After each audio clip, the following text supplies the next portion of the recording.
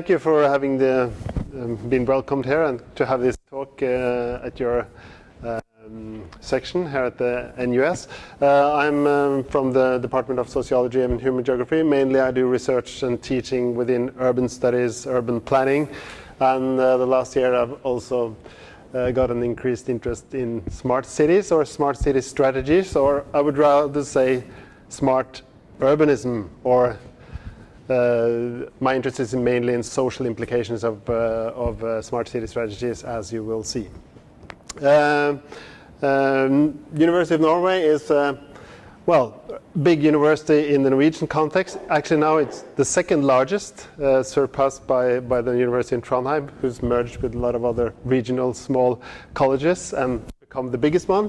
It's the oldest university, and within social sciences I think it's especially strong in the Norwegian context, and maybe also in more global context, because social sciences are quite strong in the Scandinavian countries and within the university also as well. So I'm a human geographer, but I'm part of this Department of Geography and Sociology. We're together, which is quite good. And we don't have physical geographers. If anybody's physical geographers, I don't know if anybody's geographers at all, but many geography departments around the world have a combined physical and human geography, but our department is only the kind of social science part of geography. To my talk, I'm going to say something first about smart cities. I know that's a concept that you work on a lot, many of you, I guess. I'm going to say something about my take on it, and then I'm going to tell about why I'm interested in especially suburbs, because I think one needs to have a regional, city-wide perspective when developing smart cities. Not only focus on the city center and the kind of high-end technological solutions and those things. And especially, I'm also part of a larger international network of researchers doing research on suburbanism. So I'm trying to kind of couple those two themes that I'm interested in, smart cities and suburbs. And I've got funding for a project that's called Smart Mobility Suburbs, which I'm going to tell also a bit about. Please, I know there's going to be some time for questions and discussion at the end, but if somebody has a question while I'm talking, please feel free to raise a hand and ask. I think that's better instead of forgetting what to say at the end of the lecture. So please just interrupt me. It's no problem for me at all. I will just show you this image, and it's maybe it's provocative to say that this is smart city for technocrats. My motive for saying that this is the kind of image that after smart city has become a buzzword and also strategy, I think the way of dealing with all the physical flows and the technologies, systems of the city is, I think, the dominating take on smart cities, which is a good thing, that to use technology to solve a lot of problems and to make the city more effective. But there's another take on smart cities as well, that increasingly social scientists are interested in, namely both the utilization of the network infrastructure, which is the kind of technological view of things, but also focusing on social inclusion, residents in public services, and the socio-technical connections between technology and how people use technology. And of course, the role of social capital, relations between people. How can smart city technology make that more efficient or better in different ways? And then there are the social consequences with regard to gentrification and social inequality and those things that I also will talk a bit more about. There's been a lot of studies or increasingly there are been done studies on smart cities, and there are rankings, more or less thorough rankings of smart cities, who's the best smart city in the world. This is from an investigation that some researchers did on different aspects of the smart city. So they divide between the smart economy, smart people, that is education, like the creative class by Richard Florida. How many people do have a university education, bachelor education, masters, and so on. Smart governance, inclusive governance, participation, and so on. Smart mobility, that is the share of public transport. Smart environment, solutions that care for the environment. And smart living, solutions for homes and the everyday life. Is mapped between different European cities, and it's not very surprising that the cities in northwestern Europe is at the top of the list, and in Central Europe is at the top of the list of this mapping of smartness among cities. But I think still it may hide some of the real mechanisms that drive forward through the smart cities in a way. So this is just an example of how one do research on smart cities. The things that I'm really interested in is the social implications. And I think many of the smart city strategies or policies that are developing are a bit superficial regarding the social implication. They may be too optimistic. They may underscore certain consequences. They may not have sufficient knowledge on the actual social implications or how to create good practices or processes to achieve a truly smart city. So even if there's a discourse, a growing discourse on smart cities as something that has to develop local communities and that has to do with social learning and so on, I think much of the really strong driving force is within the business-driven technology development. And that necessarily isn't bad. They shouldn't be decoupled from each other, that's my point.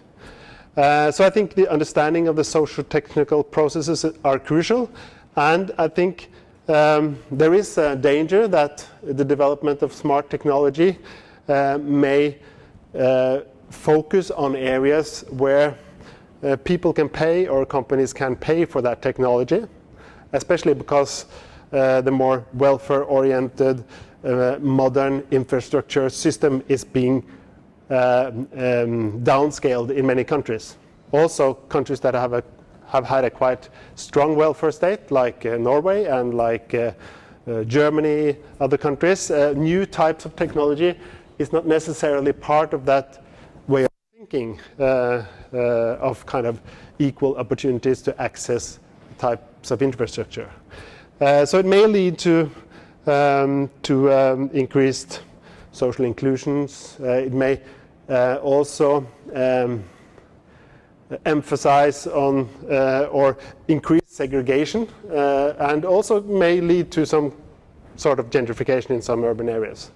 So social inequality is a word that has to be considered alongside smart city development. So what about suburbs? I introduced by saying that I'm interested in suburbs and that I think a smart city strategy needs to have a citywide regional perspective that includes the suburbs. And that's because when it comes to efficiency, transport, sustainability, suburbs have a problem. Or cities with suburbs, all cities have suburbs, and much of the growth actually in most cities, the urbanization taking place now globally, also in developing countries, is mainly suburban. Most people move to suburbs, or most people live in suburbs. In the United States, even more people live in suburbs than in cities or city centers and the central areas in cities and rural areas together. So this is a main kind of issue for urban development in the future. which is less addressed in the smart city discourse, I would say. So the suburban problem is, of course, about urban sprawl, the spreading out of housing, functions, roads that covers large tracts of land, but also creates long travel distances. So one could point at different, I will just point at different aspects that are problematic with the suburb, and then say something about the need to study the suburb and to understand the suburb in order to create a truly smart city, including its smart suburbs. Well, there's one aspect of the suburb that relates to form and style, and I guess that's in the kind of popular view of suburbs in TV series like Desperate Housewives or even Mad Men, where they also picture the suburb in a certain way. This is a dominating image, and it's often connected to especially the North American suburb. And this is a picture from California, as you may have guessed. This is from Canada, from Toronto. But these images are quite representative for the typical middle class or upper middle class suburb of Western cities. Here in Singapore, I guess it's very little of these kinds of suburbs, if there are any at all. I haven't traveled all around the city, but I haven't seen much of it yet, and I've heard that there's little of these kinds of suburbs. You may correct me if I'm wrong, but that's my impression. Louis Mumford, in 1961, he wrote very critically about suburbs, which kind of pinpoints this popular critique and the critique from intellectuals and urbanists of the 1960s and 70s. That this is a multitude of uniform and identifiable houses lined up inflexibly at uniform distances on uniform roads in a treeless communal waste. There are some trees there, but inhabited by people of the same class, the same income, the same age group, witnessing the same television performances, eating the same tasteless prefabricated foods from the same freezers, conforming in every outward and inward respect to a common mold manufactured by the central metropolis. So this pinpoints the homogenization and the segregation of the social segregation of the suburbs. Which, of course, some people would say that's not a problem. But if the flip coin of this is that in many of those cities that have segregated suburbs would have inner cities with big social problems. Not always, and things are changing, but it may be seen as a problem. And then there's a transport problem that maybe has gained most attention the last 30, 40 years. And I'm just showing here a figure from a quite famous investigation done by the two Australian researchers, Newman and Kenworthy, in 1989, presented in the book called Cities and Automobile Dependence, which illustrates the correlation between annual gasoline use per capita. This was in 1980, the data for that investigation, and urban density. So it's not surprising then that in the urban sprawl, typical Midwestern, Western American cities of Phoenix and Houston lies here with a low density and very high gasoline use per capita. And Hong Kong at the other extreme here, which is probably the densest city in the world, with a very high degree of public transport. 90% or so of all traveling is done by public transport.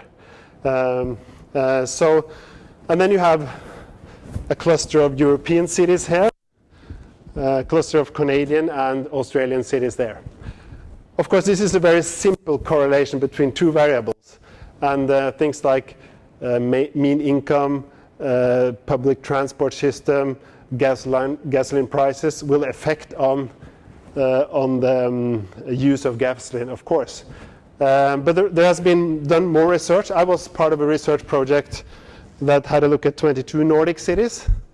And even when we took into account in multivariate analysis things like gasoline prices, public transport system, and other socioeconomic variables, there was a correlation between density and gasoline use or energy use for transport. So this is part of the suburban problem that research has shown without doubt. There has been a lot of projects underlining this, that urban sprawl, low density development creates more transport than denser developments. So that's part of the suburban problem, which is well known. But what is actually a suburb? It's not always easy to know, especially because areas that have been suburbs turn into cities or are kind of engulfed by growing, dense city-like structures. In 1999, one of the more famous suburban researchers, Richard Harris, together with Larkham, made a definition focusing on that the suburbs should have, to a certain degree, a peripheral location in reference to the city center. They should have a residential character, low density, with often high levels of owner occupancy. That rules out the most of Singapore, I guess. A distinctive way of life, suburbanism as a way of life, and separate identities for communities often at the municipal level, which is kind of, I think it's specifically for the American context and the British context. In 2010, after doing some more research, he had modified his definition, so he still kept the peripheral location, and that the residential density should be intermediate between those of the city and the country, the rural areas, and the relative newness. So for instance, the residential character and the distinctive way of life is taken out. And I think there are two reasons for that. First, that many suburbs are increasingly also workplaces. There are shopping centers, a lot of other things going on in the suburbs. That's the one thing. And the other thing is that actually researchers have shown that many new developments in the city as part of gentrification and as part of new built gentrification, new condominiums and so on, the people who live there, they have the same way of life or lifestyle as suburbanites. So it's increasingly difficult to draw a line between the suburbs and the city. So it depends on what aspect you're looking at. If you're looking at mostly the transport aspect, or if you're looking at the cultural aspect, or if you're looking at segregation, you could make different assumptions. So Oslo, I'm going to say something about the development of suburbs in Oslo, and my project in studying the suburban landscape of Oslo, and especially how to develop smarter suburbs. Because quite clearly, one of the main problems for many big cities is the suburbs, or the spread out area of the cities, or the city regions. This map shows, well, here's the map of Oslo. Have anybody of you been in Norway? Okay. So I guess you've been to Oslo as well, and maybe Bergen. And yeah. Yeah, it's a nice city, and it lies at the end of one of these fjords that the glaciers made 20,000 years ago, when the whole Scandinavian land area was covered by inland ice during the ice ages. So we have a lot of islands with the communal places, recreational areas, beaches and so on, that you could visit during the quite short summer from May to September. It also lies in the south of Norway, which is a long country. The polar circle is here. So it's And up here it's mostly treeless and quite cold. It could be like 5-6 degrees Celsius during the daytime in summer. But you have the midnight sun, so you would feel like it's light still. So there are large differences. And in Oslo, the Oslo region, that is the built-up area of Oslo, what's marked as yellow here. Today, approximately 1 million people live in that area. And within the municipality of Oslo, which is within this red delineation, 650,000 people live. So it's a relatively small capital or city compared to other European capitals. So a medium-sized city, one could say. But still it has the same challenges and the same opportunities as many other cities. These gray areas are the areas with workplaces and commercial activities. So already on this picture you can see that commercial activities and workplaces are spread out in the suburban landscape and not only in the inner city. And it's increasingly being spread out. This has been going on for a long time, for instance, in American suburbs, where there's a long time since the commercial activities and workplaces in the suburbs outpaced the city center. In European cities, the city center is more important and has not been through the same kind of spatial, social, economic problems as in many American cities, of which Detroit is the most extreme example, as you know. Well, this is the situation in Oslo. And if we look at the population development, as I said, the municipality of Oslo is now 650,000.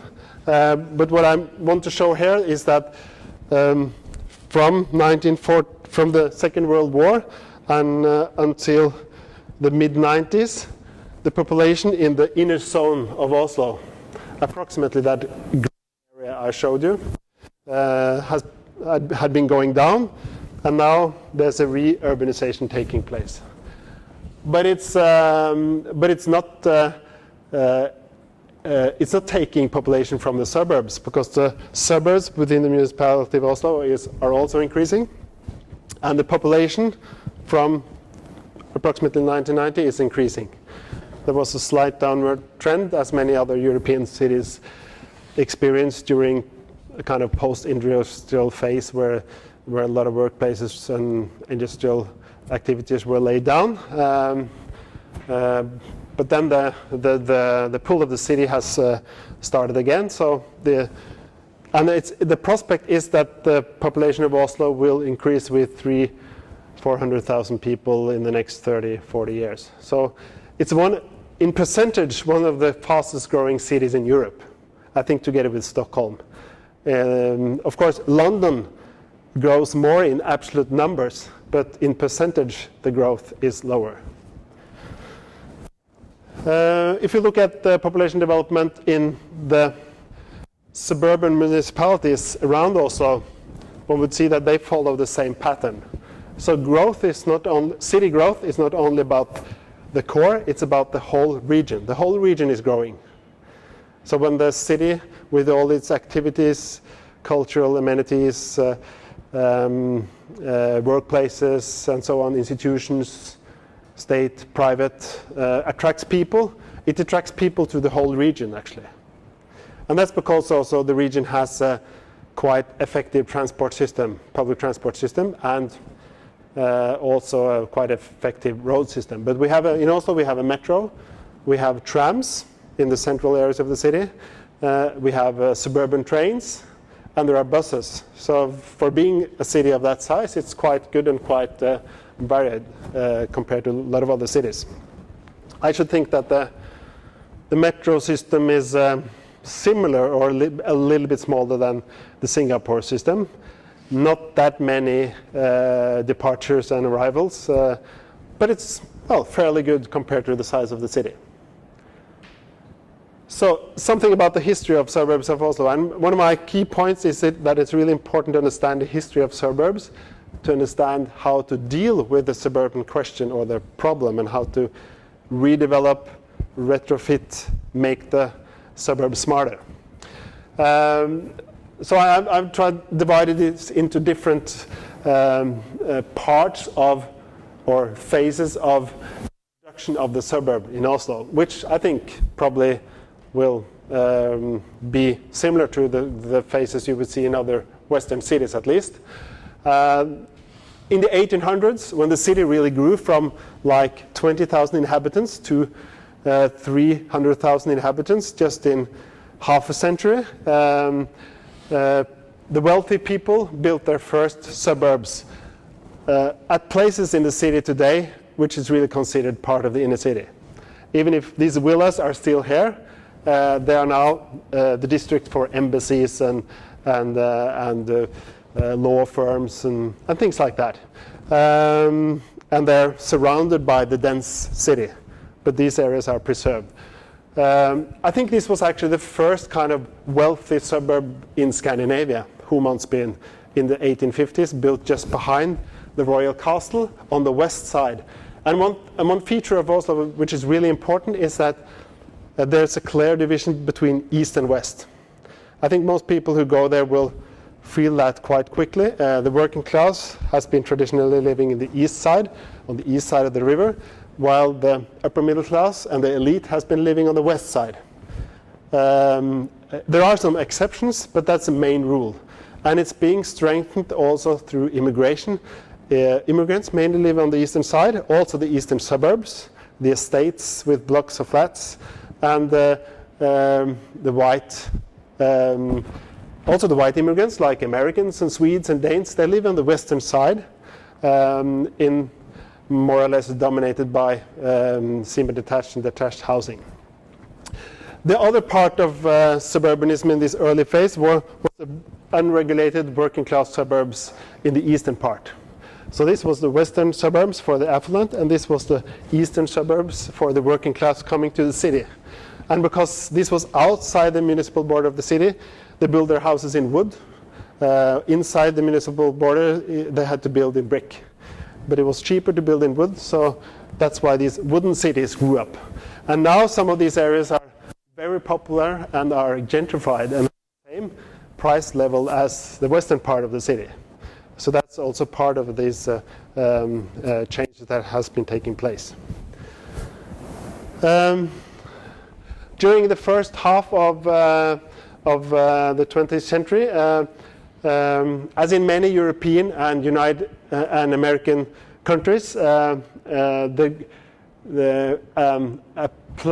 modern urban planning system came into place to deal with the problems of the industrial city, pollution, social problems, health problems, a lot of people living in small spaces. And in Norway there were 4 different types of ways of intervening for the state in the building of the welfare state system and urban planning. First there was public housing policies, nothing like the kind of policies you have in Singapore, which is very sophisticated and which is really covering a lot of the housing. So there were social housing, state housing bank and cooperative builders that built many of the suburbs on the eastern side for the working class. But now today, social housing or rented social housing is a very limited part of housing in the city as a whole. And that's the same situation for most Norwegian cities. People prefer to own their own home. And even what was built as social housing is today owned by people, but also through a kind of cooperative organization that I think does make people responsible for their community, because they they own their house, so they sell it on the market afterwards, and they still pay some rent to a collective organization that takes care of the environment. And they also take part in work for the environment. So it will be their own economic interest to take care of the area around their house. And then you have public land use policies, protection of recreational lands, later agriculture areas, transport policies, as I said. The car sale was rationed until 1960. You couldn't buy a car without applying for that. But then it was free, and then the kind of automobilization of the city started. There were a lot of public transport investments, and one could say that there was a building up of what Simon Marvin and Stephen Graham has called the modern infrastructural ideal, the welfare state infrastructure. And then you had urban planning through comprehensive and rational plans, also regional plans, and I'll say something more about that afterwards. And this is an example of the master plan of Oslo from 1950, which is kind of related to Abercrombie's plan for London, or similar plans for Stockholm or for Amsterdam. Many cities in the late 40s and the early 50s in European countries, and I guess also in other parts of the world, made detailed master plans for the development of the whole city. And these yellow areas here are new housing projects, and they were actually implemented. All of these areas were built according to this plan. So this was the kind of heyday, the prime time of planning, where the, I guess like Singapore is today, where the government owns much of the land. The government, they bought the land from farmers in this area, in this valley, for instance, the Groruddal Valley. They expropriated the land, and they owned the land, and then they started to build on it. That's not the situation today. The government owns very little land. So the ownership of land is very crucial when one is going to do a public planning, or when the government is going, or the state is going to be involved in planning. Another feature which is important for this plan is that between all dwelling areas and these are recreational lands with woods used for hiking and so on. So it's there was pulled up a strict line that they still have kept, that it's not allowed to build north of this. And that's part of the reason for this kind of band-like structure of the city, that you are not allowed to build in these recreational lands. Because there's a culture of hiking and skiing in the winter, cross-country skiing, and all areas should be accessible or the recreational areas should be accessible for all housing areas in these new developments. Some of these green corridors are has been developed over the years, but that was the idea of the planners. A quite sophisticated plan for developing new areas. And this is what it looked like. This is first so-called Drabantby, from the German word Drabant, which is then outside of something, a satellite. Smaller than the British new towns, but comparable, a little bit smaller also than the satellites and new towns of Stockholm. Approximately 20,000 inhabitants in each satellite town. I went to Punggol the other day, which is quite similar, but much larger than these satellite towns that were built in Oslo in the 1950s, 60s, and 70s. But also this kind of housing was built, semi-detached and detached housing. So 22 of those satellite towns were built, and then you had also a large-scale self-building and municipal planning of detached and semi-detached housing, and extensive infrastructure development, and increasingly, because it started out when they planned these type of dwellings in the 1950s, the car sale wasn't free. So it's planned with public transport only. Very little parking places also. But then later on, during the 60s and 70s, they had to also take into consideration that people would have cars. And they, of course, would increasingly have cars. Then came a quite fierce critique against these satellite towns, which I think you had similar critique all over Europe. You had it in Holland, you had it in Britain, you had it in Sweden. You also had it in the United States. But I think, for instance, in Britain and United States, it was very coupled with social housing and so-called problem estates.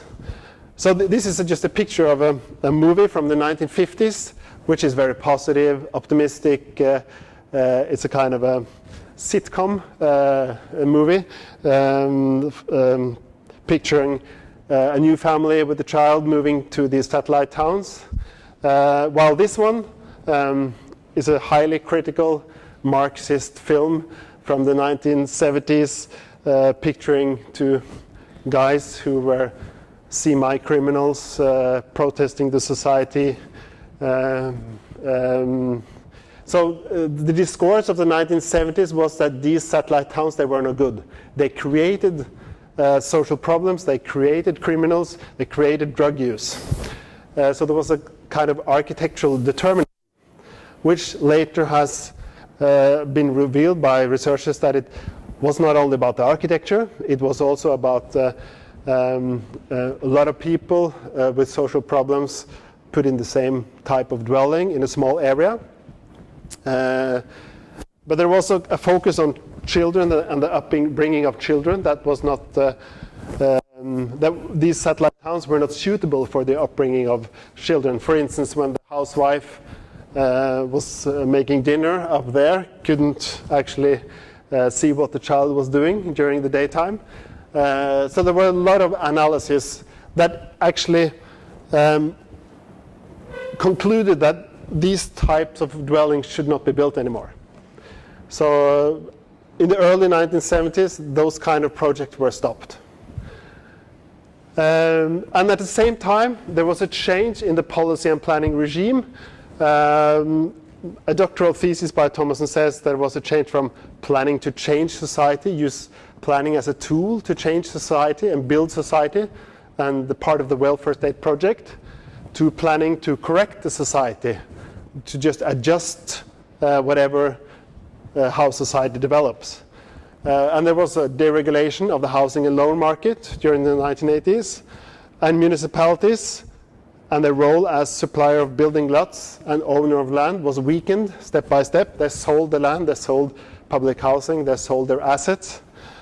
The state housing bank pulled out of house building, and private actors would increasingly take the risk in building. So today, it's the situation today in Oslo is that between 80 and 90% of all development plans that has to be made when you're building a housing project, for instance, are being made by private actors, developers, house builders, and their architects, and not by the municipal or state authorities. So then there's the next phase, which we are more or less in now, where it's a kind of an after planning phase, where much of the transformation of the suburban landscape, like this in the western suburbs, where you can see the old villas from 1910, 1920, 1900, and in between there's densification going on. We call it apple yard densification, because it's mostly privately driven, people selling off a parcel of their lot or building a house for their son or daughter-in-law, and so on. But there is also gentrification going on in these old satellite towns. Some of them, the most attractive ones, close to the hiking areas and close to the city. Actually, those from the 50s and 60s are those most popular for young professionals, highly educated, and so on. And then you have a process of urbanization going on in the suburbs. This is from Lysaker, which is at the border between Oslo and the very wealthy municipality of Bærum, the most wealthy municipality in Norway at all, with 120,000 inhabitants. So these are condominiums and quite expensive apartments in one of the nodes in the transport system in this municipal area.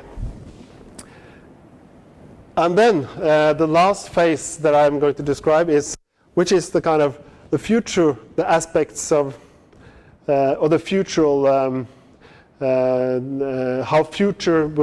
how it will develop in the future in this area. There's been launched a plan that was adapted just before Christmas, which I think is similar to the kind of plans that were made in the 60s and 70s in many ways. a regional plan that focus on energy efficiency, on reducing transport, especially with the car. And the main aspect of this plan is that there are designated nodes in the railway transport system where densification, the development of regional cities is taking place. So this is an urbanization of suburbia, or a way of retrofitting suburbia. So that means actually that the municipality of Bærum, which is here, for instance, will, if this plan is going to be implemented, really, will not be allowed to build a housing area there or there. All housing should be concentrated around this regional city, more or less. And of course, there are a lot of places here that are not very satisfied with this plan, like these small places with like 5,000 inhabitants that are going to be marginalized in the new transport system. So this is a planned urbanization of suburbia, and it's also a centralization of growth along these urban corridors. And the goal is to develop regional cities, or what I would call multifunctional microcities, because it's not like the city core of Oslo, but it's going to have increasingly a number of shops and so on. I live just outside of Oslo here, just 5 minutes of walking to the center of Oslo, which has between 150 and 200 shops, several workplaces. The train to Oslo leaves every 10 minutes. It takes 18 minutes to the center. So it's really quite well-functioning suburban mini-city or micro-city. So there's one classification on nodes of these nodes promoting public transport. But there are some problems, of course, because this plan involves different municipalities. It involves cooperation, it presupposes cooperation across borders, which is not very easy always. The county, this is two counties actually. Oslo is a county of its own, and Akershus here and here is another county, and it's really hard for them to cooperate. For instance, it's actually really hard to develop a new public transport corridor out to an urban development area where the old airfield or the old airport was. That has been really difficult, showing how difficult this governance thing is. And then there is also the question, if the people who move to these micro cities, who are they? Are they families? Are they elderly pensioners who can afford it because they sell their detached houses in their suburbs? What kind of transport practices do they have? Could we expect them to use public transport? What about families? Could they live in these areas? So the challenge is that it presupposes participatory governance across spaces and borders, and it's also superimposed on this private planning system that I talked about, where 90% of the plans are actually after initiative by private developers within the kind of framework that the public or the state allows for. It relies on increased investment in public infrastructure, and now it's just been decided that one is going to build a new motorway, highway into the city from the western suburbs, which has been highly debated and will of course increase car traffic, because now there's a queue, and if you open up for larger capacity, the speed will increase until more people will use that larger capacity, and then you will have the same queue again. So research shows that. So the question is, will regional planning work this time? And there's a problem of social engineering, which I think is a problem for all smartest city strategies, because we kind of presuppose that people are rational, utility maximizing in economic terms. But are they that? They have certain lifestyles, they have preferences, they have an everyday life complexity. And what are the mobility practices of in-movers? Will lifestyles and practices change, developing new cultures? Maybe, one could expect that, hopefully. And who will be able to move into the smart suburban microcities? Will it be mainly the wealthy, pensioners, elderly, or could we expect that child families would also could do that? This is my last slide, and this is just about the project that I'm heading now, where we're going to look at the conditions for this transition towards low energy mobility future in new suburban centers like this one at Skøyen outside of Oslo. The picture is not very good when it's blown up into this proportion, but you may see it. We're going to look at mobility practices. We're going to do an empirical study of that and social implications, as well as the governance issue. How could one expect to develop a governance with cooperation between different municipal bodies and between private and public actors, and also the civil society, which is important in a country like Norway. Thank you. So.